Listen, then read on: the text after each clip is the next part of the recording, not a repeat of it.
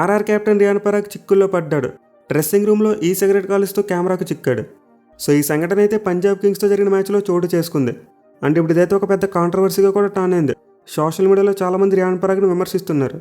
So BCCI rules ప్రకారం ఏ player కూడా ఇలాంటివి చేయకూడదు. అంటే డ్రెస్సింగ్ రూమ్లో కానీ, డగౌట్లో కానీ, లేదా స్టేడియం ప్రెమిసెస్లో ఎక్కడో ఒకటి సిగరెట్ కాల్చకూడదు. బట్ రియాన్ పరాగ్ దర్జాగా డ్రెస్సింగ్ రూమ్లో కూర్చొని వ్యాపింగ్ చేస్తాడు. సిగరెట్ వ్యాపింగ్ అంటే ఈ సిగరెట్ కాల్చడం, అంటే ఒక బ్యాటరీ డివైస్తో స్మోకింగ్ చేసే విధానం మాట ఇది.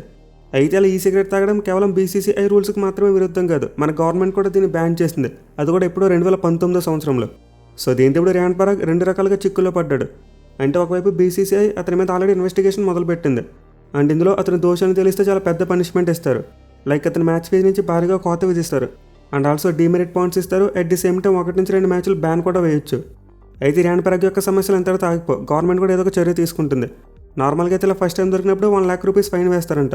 ఆర్ఎల్స్ 1 year పాటు జైలు శిక్ష కూడా విధించొచ్చంట.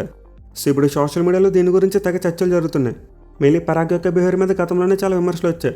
అంటే గ్రౌండ్లో కానీ, యూట్యూబ్ సెర్చెస్లో కానీ మనోడి బిహేవియర్ కొంచెం తేడాగా ఉంటుంది. సో ఇప్పుడు ఇలాంటివన్నీ దృష్టిలో పెట్టుకుని పరాగ్ని అయితే సోషల్ మీడియాలో గట్టిగానే ట్రోల్ చేస్తున్నారు. అయితే కొంతమంది అతనికి సపోర్ట్ చేసే వాళ్ళు కూడా ఉన్నారు. అతను చేసిన దాంట్లో తప్పు లేదంటున్నారు. బట్ బీసీసీఐ రూల్స్ ప్రకారం, అలాగే గవర్నమెంట్ రూల్స్ ప్రకారం అతను చేసిన తప్పు. మరి దీని మీద మీరేమనుకుంటున్నారు కింద కామెంట్ చేయండి.